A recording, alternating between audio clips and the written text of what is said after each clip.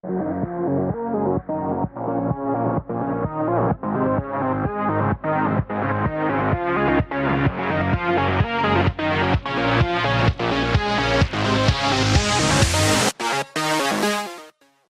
everyone. Welcome back to Game Warp. I'm Kim, and joined with me, as always, is my awesome co-host, Elwood.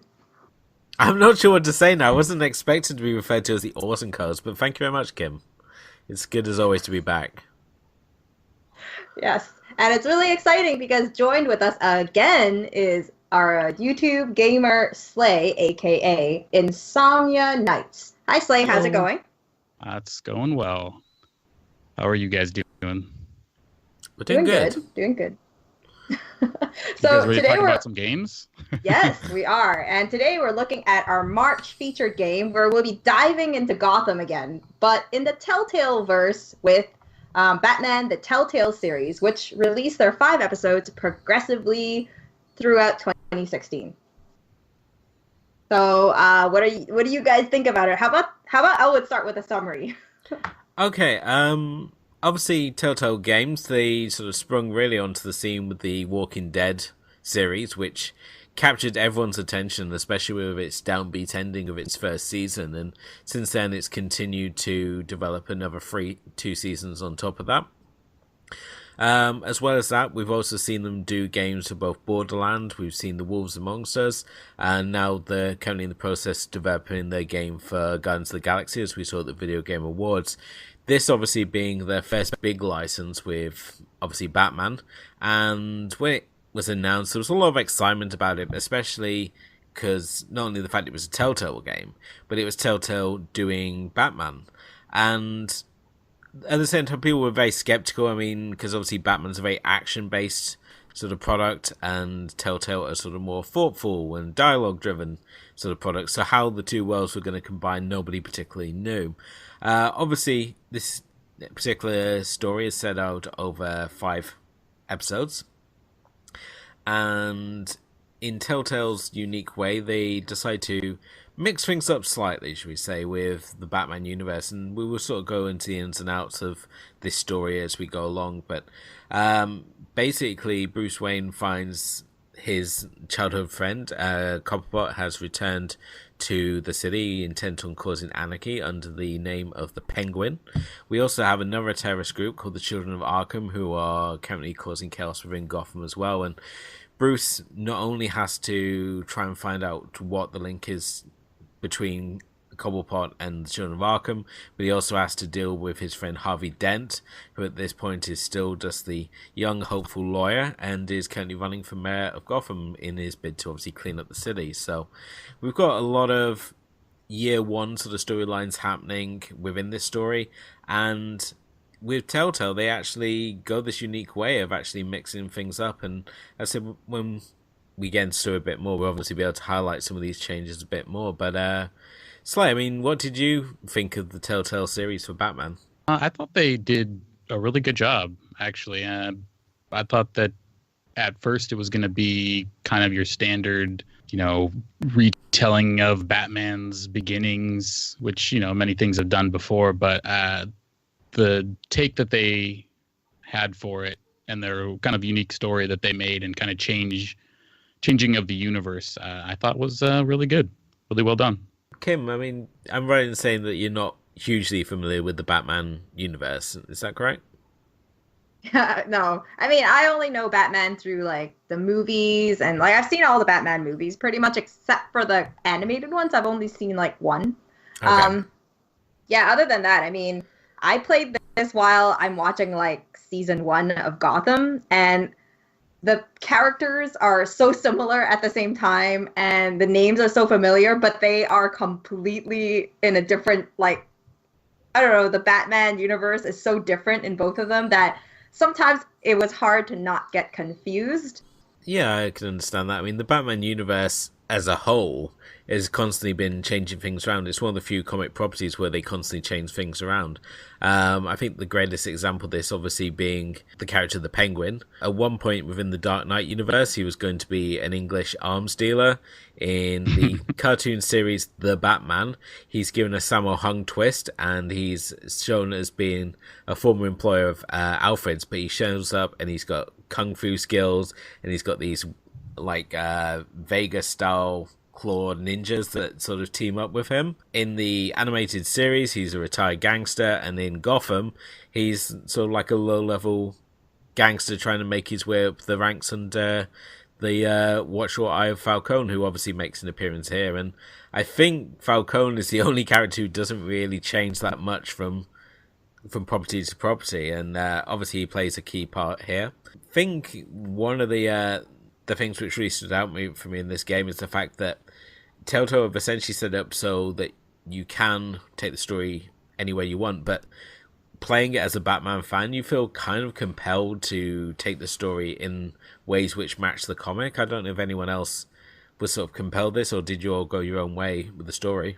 I went kind of a more compassionate route, I guess, with this series. I wasn't, I didn't, spoilers, I didn't, do terrible things to Falcone. I didn't hurt him in violent ways. I tried to take everything in the most peaceful, unangry Batman style in this series. Yeah, no, I definitely, I think I took a really similar path to Slay, mostly because, like, the only issue I think was that some of the choices, because it's only like a sentence or something of like the beginning of a sentence or the gist of what that is, it's a little misleading at times. And then you end up choosing something that you're like, no, that's not what I wanted to do. Damn yeah, I it. definitely had that myself a couple times. I was like, no, that's not, I didn't mean that. How did you take it, Elwood? Oh, I was just completely brutal. If I have an opportunity to hit someone with like a pole or maim someone, it's like, that's the way we're going to go. It's like, he's the Dark Knight, not the nice knight. It was didn't kill them, right? It's all fair. That's the thing. As long as you don't use guns, as long as you don't kill people, you're all good. It's okay if you maim them for literally the rest of their lives that they have to spend in the hospital, probably in a coma, but they're not dead. That's still okay, It's still for the right reasons, If you do the wrong things for the right reasons, it's still right. That's the logic, right? Yeah. I have to say, because my main focus of the game was not so much on protecting Harvey Dent, but was more in trying to knock boots with Selina Kyle, aka Catwoman, because obviously Selina Kyle is a big part of the Batman universe. She's Bruce's love interest of sorts, and the fact that they're on opposite sides of the law has always been this like conundrum, really, kind of like Buffy and Angel and Buffy and Spike. And it's nice, obviously, the fact we get to do the rounds again with Batman and Catwoman. And in this one, you do have the option, if you go down certain paths, that you can have Bruce actually hook up with Selina, which is kind of a turn up for the books, because normally he never gets to hook up with her. Just a lot of normal flirting. But yeah, you do obviously have the option of, as one of the turning points, and we're just going to say now, we're just going to warn spoiler alert ahead. I had the option of obviously saving Harvey from being scarred and becoming Two-Face, and I opted to save Selina, because I felt, well, he's going to turn into Two-Face eventually, so why don't I get that out of the way and further my relationship with Selina, and it paid off. But it's crazy because I didn't know that, like, I do know that Harvey turns into Two-Face, but I didn't think that it would actually happen, which would kind of explain how the character progressed. But then at the same time, the biggest problem that I have with this game is the fact that when you make certain choices, they say that it really impacts, like, the rest of the game. But when you have that previously before part, a lot of times it doesn't match with the choices that I made. Particularly that one with Catwoman. It was that sort of idea where it automatically, when it jumped in, it was like, oh, they had dialogue where they hooked up. And I was like, but I did hook up with her. What? Yeah, I did have a glitch like that as well in my play where it didn't. It was like from the first to second episodes or something. It didn't save the choices that I had chosen when I actually played it. But yeah. So did you both save Selena? No, I saved Harvey. Mostly because, as some people know, the stunt gamer is my husband, and my husband was playing episode 1 with me, and then he kept telling me, he was like, "But you're supposed to defend Harvey Dent," and then I was He's like, your bro. He's your best bud. So I worked with that logic throughout the whole thing. As did I. Yeah, I saved him as well. And I still also made sweet love to Selena. So figure that one out. I didn't save her, and she still came around to my side.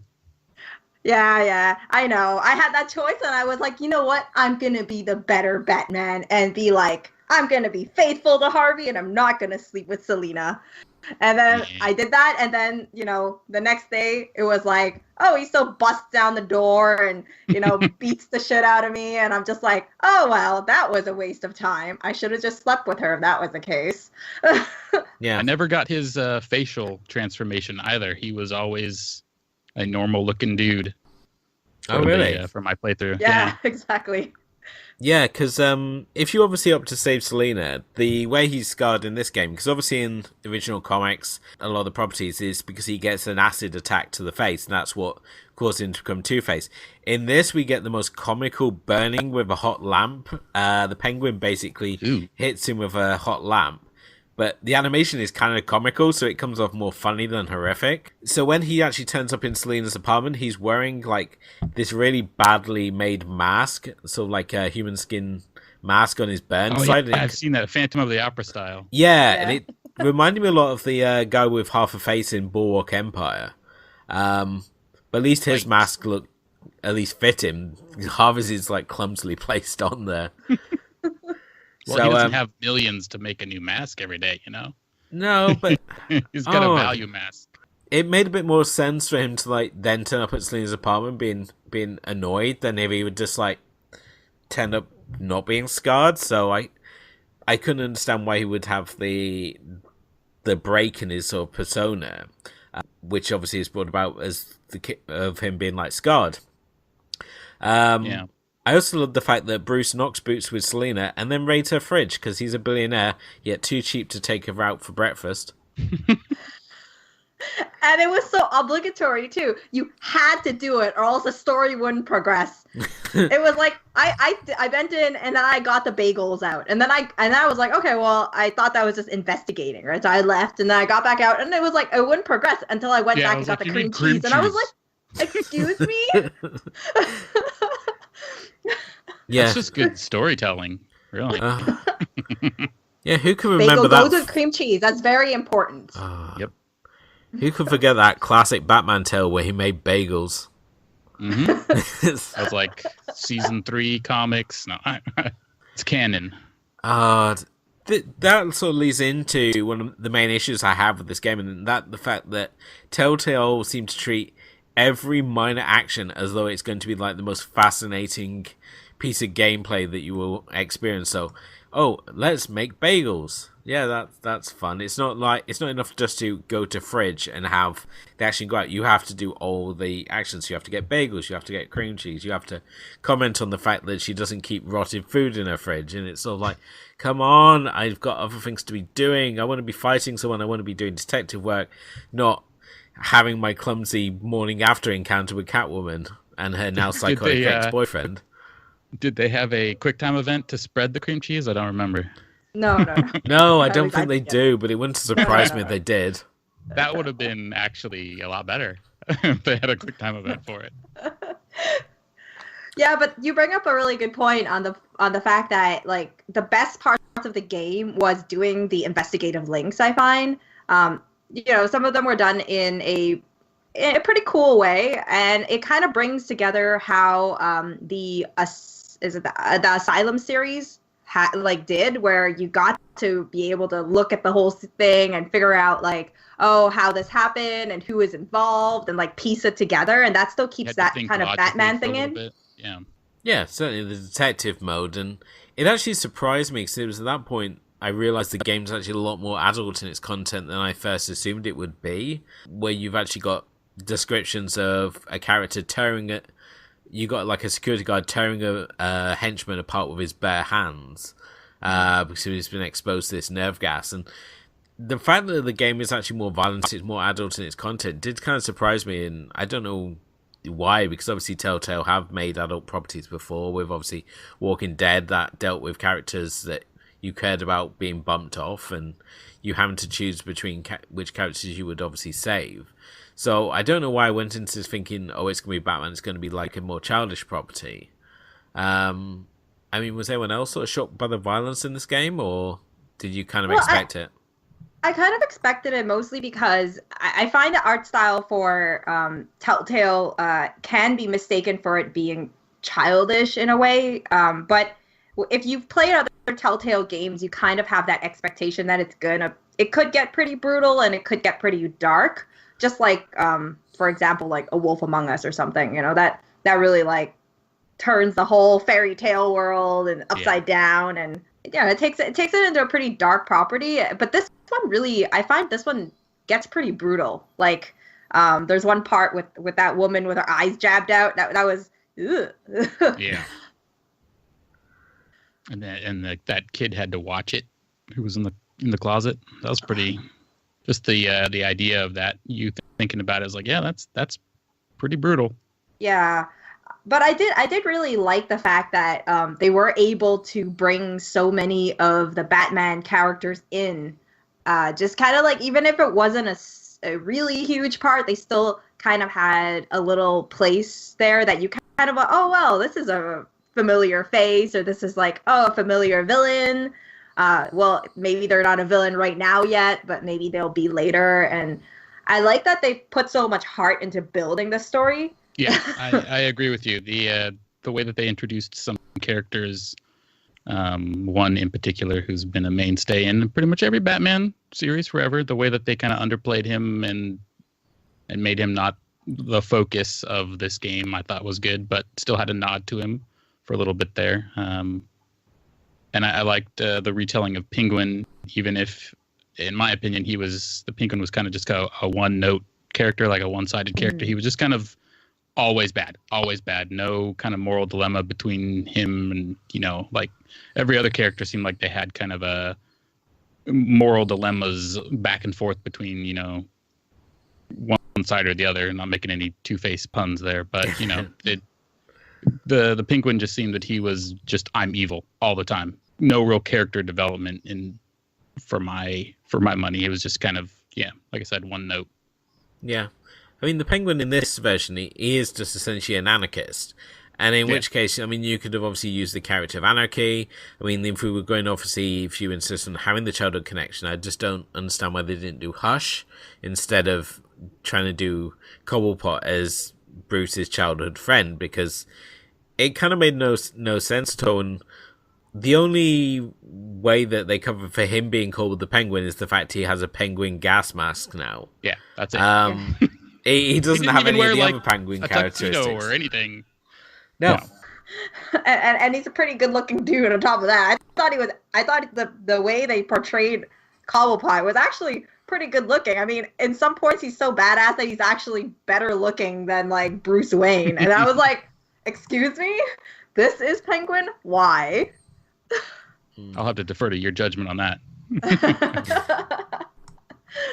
With this being a Telltale game, and we said already, there was obviously this concern over how action will be handled, and I think for this reason, Bruce Wayne actually plays more as a role as himself than playing as Batman, and you get to do a lot more just playing as Bruce Wayne. In particular, you're trying to do this political campaign for Harvey, and trying to get him elected as mayor, and you've obviously got all the usual things, such as like, oh, Harvey Dent, the new face of Gotham, and all these sort of throwaway lines. And it felt in many ways that these, like, the dialogue in particular, it was like constantly being put in there. So if you're a truest Batman fan, you can like keep it going in the way that you wanted. But I mean, obviously, just in terms of like the dealings with Falcone in that early first chapter. I mean, were you sort of like willing to make any sort of dirty deals to get Harvey elected, or were you trying to still play the White Knight in this one? I personally was a White Knight. I was having none of it. I knew the Falcone was bad, and nope. I was a good guy. Yeah, I did pretty much the same thing. I didn't want to side with Falcone, but unfortunately, what happened was that I kind of became a little schizophrenic, where I shook his hand, and that had really bad after effects afterwards. But you I made some bad decisions, but I also tried to back out of these decisions. Yeah, you didn't want to. Which still caused a bit of mayhem, but it was okay. Perceived as an a-hole from the very beginning. You're like, all right, it's just common, like it's just manners to somebody who wants to shake your hand, you shake their hand. Yeah, it's not like we're in a business deal now. No. Just being polite. Exactly. Like, how would it look if I didn't shake his hand, right? If Bruce Wayne didn't shake his hand, like, people would also be like, oh, this person is blah blah blah blah. Like, I don't know. Did you shake the hand for of Falcone? Elwood? I believe I did. And I think it was just because it's presented in such a way as just being just a general opening. It's not like seen as like this huge undertone for the rest of the conversation. But I suppose if you don't shake his hand, that makes you the president of the United States, doesn't it? So. Maybe there is part of me that does want to go back and look at all these options, because these seem to be like, while these things don't seem to have a big emphasis on choices, which is the next thing I want to talk about, like big choices that seem to impact the game. Like these things with just like, you can either go one way or the other, seems to be like bigger choices that you get to use. But I don't know if you felt that, like, it didn't, like, some of them seem to not weigh as much in the long run. Like, say, the Falcone, you didn't really know was going to be weighed that much, where, like, the rest of, like, this is going to cause, like, a whole uproar about, oh, wow, the Wayne family is a part of the mob, and they're horrible, I think the Telltale series has always kind of played on that illusion of choice. Like, it might change some dialogue or it might change a scene, but the story, they're still going to find a way to loop back into the story they want to tell. Yeah. So, yeah, I agree with you on that. It's frustrating, really, the fact that they say, oh, this is going to change your experience of how you play the game. But with this particular game, the only thing that seemed to really happen is that it changed what costume you wear. So you're either going to be entering into scenes as Batman, or you're going to be entering into Bruce. You're either going to end up with Phantom of the Opera Harvey Dent, or you're going to end up with normal Harvey Dent. They're very minor. It's not, as I said, like The Walking Dead, where these choices felt like they had real gravitas to the story that was going on. These were going to change the characters that were going to be with you for the most part. But, like, the fact that they put all this emphasis on Falcone's going to be like this major player because he's got all this secret history on the Waynes and all this, and then he's pretty much written out at the end of at the start of chapter 2, and it's sort of like, well, why was I getting all bent out of shape over his relationship with Bruce? And perhaps if I knew that it wasn't so important, I wouldn't have beaten him to a pulp at the end of the first chapter. On that point where you just said, and I mentioned earlier, I had the same issue that happened to Kim, where it didn't keep my choices from the previous episode. It changed them. So when I actually played episode 1, I didn't skewer Falcone onto the piece of rebar. Like, I just kind of knocked him silly, or knocked him out kind of thing, held him down. He still ended up just like beaten up in the hospital bed at the start of episode 2, where then when I had to restart episode 2 due to a save file thingy, it chose for me that I had skewered him, and all it does is add a bloodier little circle on his clothing when he's lying in the hospital bed. Like, that was the only change that happened from one to the other. I feel that if you are gonna say that your actions are gonna change the story, it would be nice if you had like like a choose your own adventure, you had multiple sort of endings and where you're going to end up. With this particular Telltale title, it seems to you get the final destination is always going to be the same.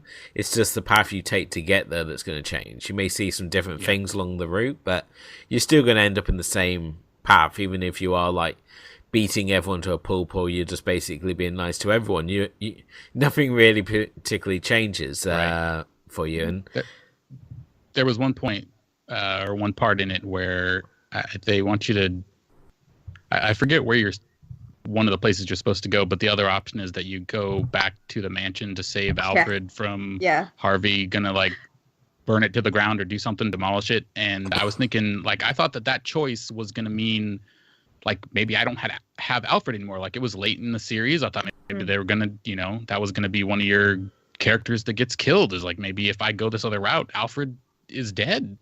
And it was like, he's getting Wayne Manor like demolished on top of his head. And he's like, nah, I'm good.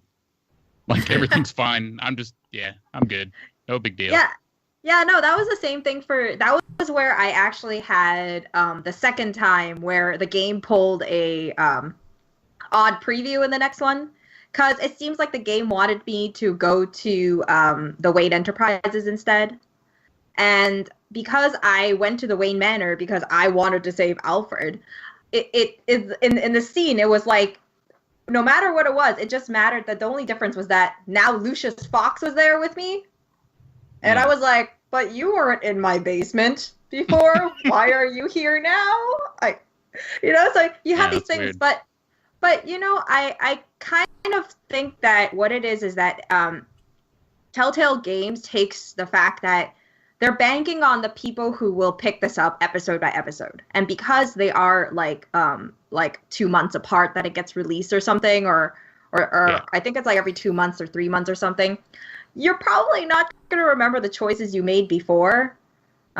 Especially if you're like an avid gamer, you're probably played something else in between and you're not going to remember what you chose. And like, this is just like a refresher for you. So people are just going to kind of shrug it off. Obviously, like, I played it back to back to back to back, and so it really like I can see these things really show up, and I can see where these impacts are and how certain villains didn't get their long stay. But if you looked at the story, like say if I was playing episode 1 and then took a break, well, it'd be nice. Well, I'm just stuck in this Falcone type of world where this is the main conflict, and then you jump to the next one, and then you got Cobblepot, and then you jump to the next one, then you have someone else, and then after that, and then you kind of like really build up to that main story by the end, where you get this like this epic final fight type of thing, and you end it like that, like with kind of pretty well, I guess. But I mean, like, back to choices is just really like the big things is I was talking to Elwood about that during the time I was playing it, was that the choices are really the big problems, because you really feel like the only one you get to choose is Bruce Wayne and Batman, and they make a big effort out of that because it's like two big panels that show up on your screen, and you're like, well, if you do this choice, this is a whatever choice, and then if you do this is another choice. This is maybe a clever choice to do it, and then it kind of really guides you. And I feel that, it doesn't give you that, you're supposed to keep, I guess they kind of like make it too easy in a way where it kind of makes you think, well, you either choose this path, they already analyze the situation for you before you even can make a choice. So you'd be like, well, the logical choice is this way, And I don't know. I feel that like if someone was paying attention to the story, they don't need to do that. They can just say, well, you either go as this or this, and well, you make your choice, and then you'll suffer those consequences. Yeah, I did like though that they went a little bit deeper into. You could choose to have Bruce Wayne maybe get his hands a little bit more dirty in this series. Like, he had to tackle things, or you could choose to tackle things as Bruce Wayne, where I feel like in a lot of previous games or series, they always do the Bruce Wayne is the mask and Batman is the real persona. But in this one, I felt that they let you play a little bit more as the as Bruce Wayne trying to be his own character this time around instead of just that mask, which I did like that quite a bit. Yeah, like that he's capable. He's actually strong without even his suit. Yeah. Yeah. Obviously with the fighting system we have in the game, I mean, with the previous Batman games we've seen, things such as like the Arkham series, which had absolutely fantastic fight mechanics, and actually was one of the first games where you felt you were playing as Batman rather than just walking along in this 2D scroller going kick, kick, punch, punch. With the Arkham games, they actually added some flow and counters and allowed you to play around with all the bat tech. And it was kind of a concern, obviously, with Telltale picking up this game, how they were going to do action. And the way that we see, obviously, actually doing is that Batman spends about 15 minutes guiding his drone around, picking out every individual bad guy, and then planning it out that I'm going to go here and do this and do that and do this. And it kind of reminded me of that scene in the first Charlie's Angels movie where Drew Barrymore's character is tied up in the chair and she's sort of like, oh, I'm going to leapfrog over this guy, kick you in the head, and then moonwalk my ass out of here. And it was sort of like, oh, wait a minute, that's just exactly what's going to happen here. Which I know a lot of people have said distracts from the game, and that Batman's supposed to be a master detective, but and this great criminal fighter, but he spends 15 minutes planning out how he's going to do everything in this game, which a lot of people criticized. And personally, I didn't mind strategist. Yeah, I didn't mind this sort of strategy thing because the payoff was so much fun, especially in the first chapter where we have him go to Falcone's club and basically beat everyone up in the club, which I thought was really cool. And then we've obviously got the bar scene fight in number 2, which was more the quick time events. Now, I don't know if anyone else was behind in the quick time events, but I found that even if you miss the cue, it still does the action, rendering them kind of useless. I did notice that, I missed a couple, and it didn't even like give me like, you know, like a red X across the button, like I missed it, or like that I got hit or my suit got scratched, or like anything like that for missing a prompt. It was just like, maybe that little bat meter on the bottom doesn't fill up as much, but it still ends up being filled up enough that you can do the special takedown at the end. Yeah. So it didn't seem like there was a penalty at all for missing, like maybe if you missed a lot. I don't know. Yeah. No, I noticed that more near the end. I think that it happened once or twice in the beginning episodes, but definitely in like that last fight battle, I really noticed it because I was like, I don't know, I panicked and I pressed like the opposite direction or something, and then I was like, okay, well, it's still the thing went off, but it still worked, and I was like, oh, okay, well, that's good. You know, but there is like certain moments that the QTEs did matter. Mostly in beginning of some fight scenes with mostly guns. That one I remembered I missed one, and it actually did penalize me with death. So that was not cool. That's a pretty big penalization right there. Yeah, you didn't even get an X; you just died. You just got a headshot and died. Yeah. The only one I got Sorry, go ahead. The only one I got the actual fail for missing the quick time event was when you actually taking Falcone down and he's got like the heavy machine gun. That was the only time I ever died in a quick time event, and it took me so by surprise when that actually happened. But I mean, generally, do we like the fight mechanics that Telltale have gone with for this game, or would we prefer something a little more traditional? I don't know what they could do. I mean, they've been doing this kind of thing for a long time, and I know that it works. A lot of people have an issue with quick time events, but I'm trying to think of what you could do in a story-based series like this that would allow you to have action sequences. Like they're not going to give you Arkham-style controls over, your character. Yeah, it has to be a little more visually punchy, but you just kind of doing simple things. Yeah, because I think that the main issue might be the fact that like your scenes, because of that quick time event that they have to allow that time for you to react, it gets a little choppy. So you don't feel the flow of your movements as well as say if you were actually playing the Arkham series. But I think people going in this should already anticipate that, especially if you played a few Telltale series games, I mean, for this one, I think they actually upped their game. Like, I missed a few in between already, so I can't really judge. But I remembered when I played A Wolf Among Us, it was just like single button actions. But this one actually had like combos and stuff. So I kind of felt like they kind of already kind of adjusted it a little bit more so that it would feel like you're playing Batman. Like, I didn't take issue at the way it played or the QuickTime events. Like, it's what I've come to know and expect. I'm there for, a story, an art style, voice acting, that kind of thing. Mm-hmm. Yeah, I was half expecting that, with the game, that when it came to doing the action scenes, you would have like the build up and you do the dialogue going into the build up where Bruce would be like, Batman would say some like daunting line to the villains, and then you would like cut to the outside of the building. You'd like cut to the outside of the building and just hear like fight sounds and maybe see someone like fall through a window, and then it cuts to the inside and he's like they're dusting himself off. Yeah, I like that. And it just pans to the whole room of a bunch of guys knocked out. Yeah, and it'd just be like the laziest fight scene ever. Okay, so obviously with the ending that we got, and we're introducing a new character, do you think that, I don't know if there's been an announcement for it, but do you think that there would be a sequel? Or do you think they have it open for a sequel? Oh, I'm sure they do. They got the property for it, and they set up their own unique, like storylines and telling of characters. I don't see how they would not make another or probably a trilogy at some point. Yeah. I have to say that the introduction of the Joker, listed here as John Doe, I felt was one of the most pointless additions to this whole game.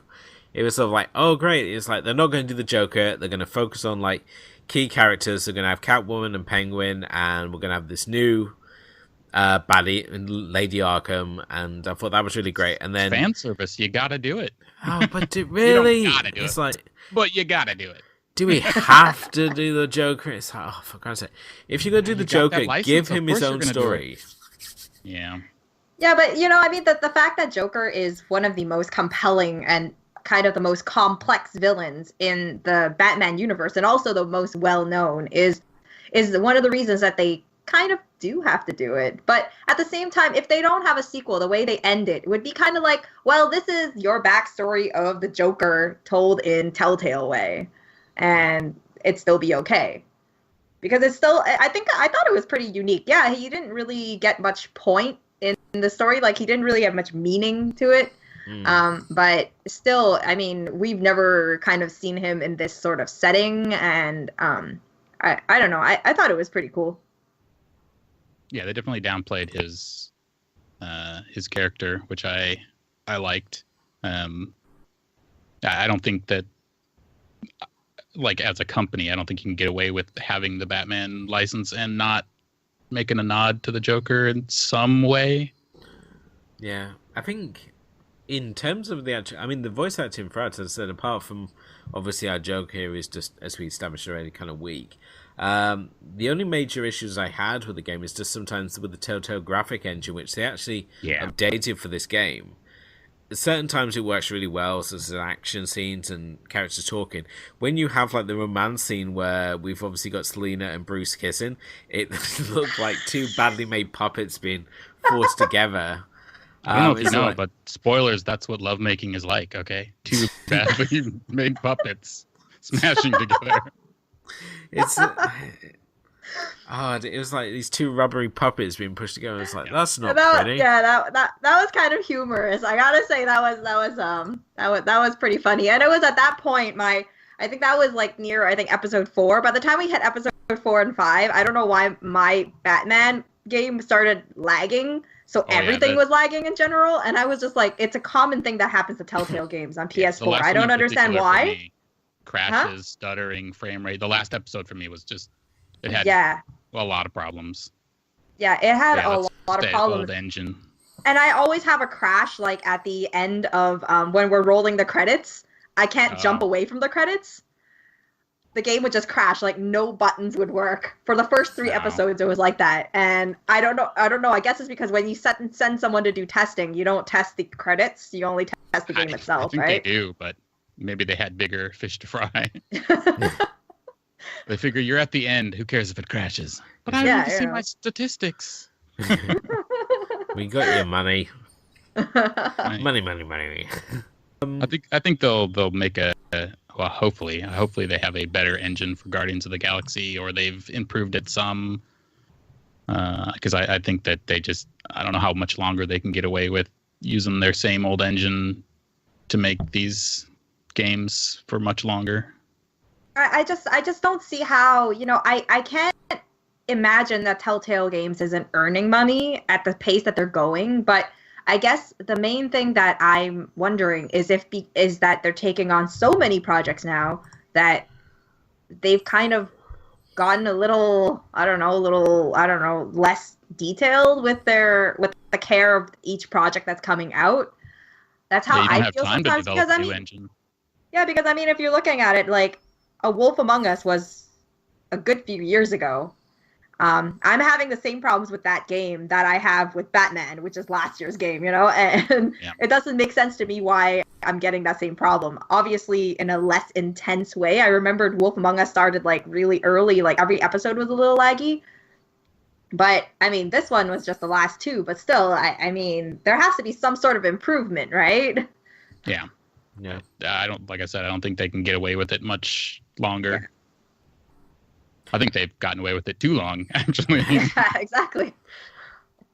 I obviously have to ask as well, obviously if they do a second game, how's it going to obviously deal with the choices we obviously made in this first game? How can you carry that across? Because there are a number of obviously choices which cause damage to characters, such as if you go down certain routes, Harvey obviously gets scarred, Alfred ends up with an eye patch, Bruce either does or doesn't hear from Selena, so whether they have a relationship. So how do you follow this on? Are you just going to have it like start the next one and Harvey's already scarred and Alfred's feeling better and Selena's back? They're just going to say, hey, do you want to import your save file? And I'll be like, yeah. And then they'll say, sorry, I can't find it. So these are what we chose for you. Or they can always just say like do the Hollywood magic and set it a few years later, and where all these things have already happened. If they want to bring back Harvey, or if they want to bring back whoever else, Catwoman is just out of town. She can always come back. She can always ride her motorcycle coolly and come back. It's always a viable option. The only option would probably be Alfred, who they'd have to make a decision on how he is. But I'm guessing like if they were to make a future game, it wouldn't be at where they are now. It would have to be in the future where, Joker is out of the asylum, but now he's somehow worse and he's back for the favor that Bruce owes him, or something like that. This is supposed to be what Batman's like first or second year as Batman or something. So yeah, they could skip ahead 5 years or something, and he's been doing this a while, or go the Ben Affleck route where he's old and wants to retire. I don't know. or bring in Bane, maybe with better voice acting than Dark Knight Rises. Yeah. Yeah. I was born in it. I swear to God, I did not understand half of that movie when he was talking, so I was like, oh, okay. No. I think, Bane, the trouble with everything you do Bane is that you just always end up doing the Nightfall storyline, so it's always about the broken Batman. And it's like, do I really want to play through the Batman Telltale version of Nightfall? It's like, no. Well, if they're telling their own story like they did with, Penguin and stuff, maybe, the Christopher Nolan movie, Bane didn't have any sort of toxin tanks. He wasn't he was just a buff dude, I guess Telltale could do something where Bane is, the Cobblepot route where he's just a dude who has something going on. Yeah. Do we have a favorite character between us here, or? I'm always a Catwoman girl. I love Catwoman in anything. So I really like Catwoman in this one. Yeah. I am a cat person. in general.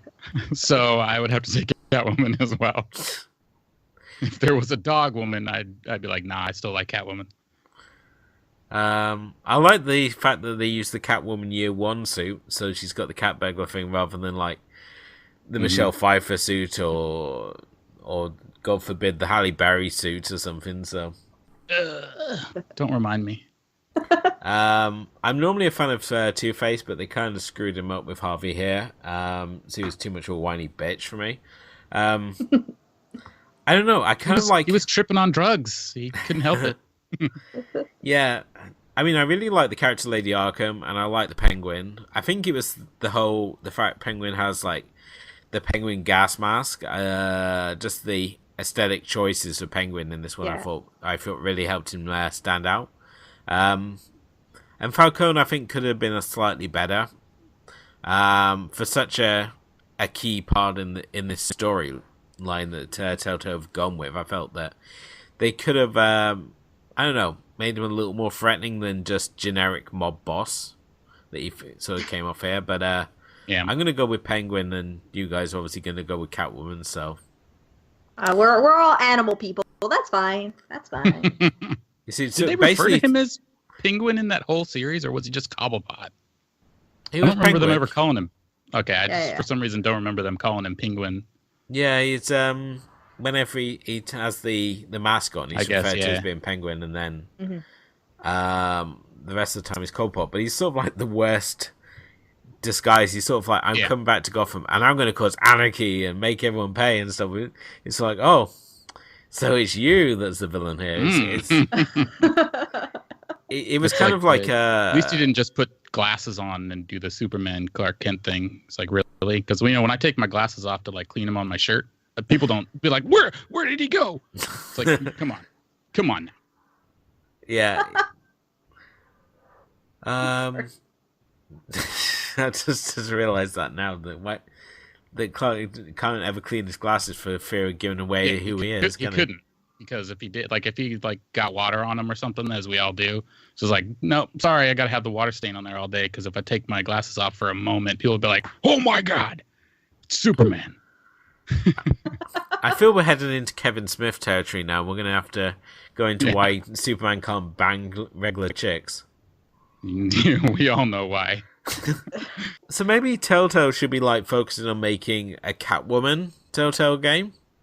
All right. Now that I'd be down for. Certainly the property is Absolutely. there, because we've obviously got the Catwoman Year One, where Selena Kyle retires and is training a prodigy, which is a really great series, and that would have been would be really interesting to see if they did like a Catwoman Year One, where you either play as Selena Kyle or the prodigy, and you're just sort of like learning to be Catwoman and walk this dubious line between being like a vigilante and a cat burglar. Yeah, I could see that. Yeah, I don't know. I'd be down. I don't know. I don't think Catwoman ever gets enough love. She's always this like minor character in all the Batman movies. I mean, it'd be nice to have a game or something that just Catwoman, not Halle Berry. No. Mm-hmm. No. But I mean, like in general, something like that was done well. I think that Telltale games did this pretty well. Okay. And do we have any other properties we want to see from Telltale games? Any like other DC or Marvel or just other properties in general we would like to see given the Telltale treatment? Because obviously they did Game of Thrones already, they did The Walking Dead, so they're not opposed to adapting popular franchises. I mean, Constantine would be really good to do. You could do that'd be a fun awesome. supernatural one. That'd be cool. Um, Arrow is a big one. I'd really want to see Arrow. I mean, on the indie comics, John, I would love to see Hack Slash being given, where you play slasher hunters. I was just thinking that actually, if Blizzard and Telltale games got together and did an Overwatch one, that'd be pretty cool, because Overwatch is just, like an FPS, so we don't really have a lot of backstory. Yeah. And because they do have the comics that are pretty much free to read, most of them, on like Kindle and stuff. It would be pretty cool to help, if they were to get together and build up this franchise for it to help tell the story and make these characters more meaningful. I wonder if because they already have a relationship with like HBO for Game of Thrones or something, if they'll take other properties from them, like, the Westworld or something that was really popular. I wonder if they'll get things like that. That's I hate to see them do girls. You just sit well, around Girls is ending, right? So I don't think they're going to do that. I would the only other property this is just dawned on me now that would be really awesome to see, and that'd be Scott Pilgrim. Oh, Okay, yeah. I can see that. Yeah. And quick time events would make sense because it's a video game type thing, anyways. I mean, they obviously had that brawler that is sadly no longer available, and it's become kind of like my Flappy Bird to try and get hold of a copy of that. I don't think it's going to happen anytime soon, but I would love to see Telltale do Scott Pilgrim. I think that'd be really good. Just an original Scott Pilgrim story, not necessarily like the Evil X's storyline. Just Scott Pilgrim doing something else in Montreal. So Toronto. That's what it's called. Scott Pilgrim doing other stuff in Toronto. Yeah. Yeah. So, do we have anything else to add? I think that wraps up for me. I mean, I think they did a pretty good job with, maybe their out of date engine, but other than that, it was pretty solid. So, what would be your score, Slay? Out of 5. I'd probably give it a 4. Okay. How about you, Elwood? I think I'm going to be kind of controversial, and I'm going to say a 3. Well, the early chapters really sort of engaged me. I think by the time we got on to like the 2-hour chapter 3, I was kind of like, oh, this is kind of dragging a bit, and I feel like we're entering into too much of a wash, rinse, repeat cycle, especially with you would enter detection work or enter fight scenes, and it's like, oh, this is just exactly the same as we saw before. Yes, it had some interesting moments, it had some fun twists throughout, but in many ways, you felt that you were either going to follow the path so it matched up with your Batman memories, and didn't try to do anything different. And then even if you did do something different, you're still going to end up in the same destination, apart from perhaps characters having a couple of costume changes. But I would say it was a solid 3. It's not bad, but it certainly wasn't the sort of life-changing experience that perhaps Walking Dead was for myself. I have rose-colored glasses for Batman, so I can't help it. I love him so much. Yeah, I'm sneaking in right there in a 3.5. I couldn't bring myself to give it a 4, mostly because there were so many technical issues that happened for me that kind of broke the experience a little as a continuous playthrough.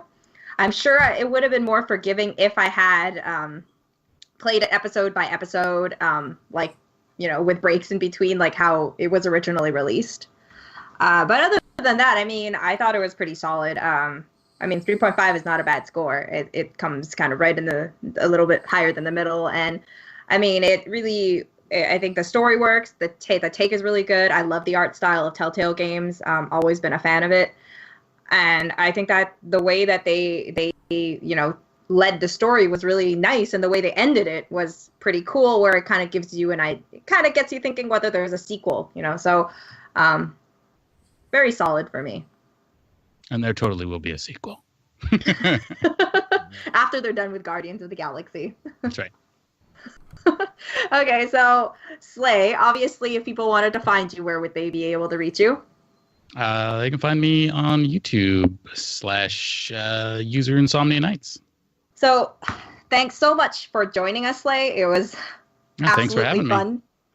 Me. Anytime you wanted to talk about Batman, I'll do it. Not sure when we have another Batman coming up. We'd have to figure that one out. Thanks so much for watching. If you enjoyed this episode, please like, share, and subscribe. Head over to our home base, thatmomentin.com, to read more gaming reviews. To get gaming news and releases every single day, follow us on Twitter and like us on Facebook at Game Warp Podcast. Remember to hang out with us on our Twitch channel when we stream at Game Warp Podcast. And finally, to catch us on the go, you can find us on iTunes and Podomatic. Till next time, bye. Bye.